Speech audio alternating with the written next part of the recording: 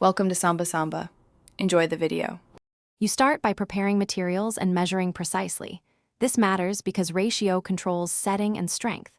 Mix clay with water to the prescribed ratio and stir vigorously for uniform texture. Once mixed, let the slurry rest briefly to allow trapped air to rise. Then skim the top and pour a thin first coat into the mold to capture fine details. Make sure to work efficiently, timing affects cure, and keep tools clean to avoid contamination. Once the detail coat sets to a tacky state, continue by adding thicker layers to build mass and strength while avoiding collapse.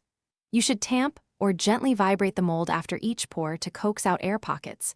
Vibration improves density and fidelity. Make sure to add any reinforcement like mesh or armature during bulk fills so it bonds. Keep an eye on working time because overworking can weaken structure, and plan drying stages progressively to you now demold gently, supporting delicate areas to avoid distortion. Small taps and slow peeling help. Once free, trim excess flash, sand seams smooth, and apply a sealant or finish after full cure to protect the piece. If you find cracks or voids, fill them with a thin slurry or epoxy repair while ensuring color and texture match. Let repairs cure before sanding.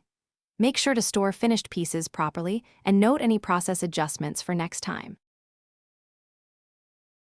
Thanks for watching. Consider subscribing if we helped you.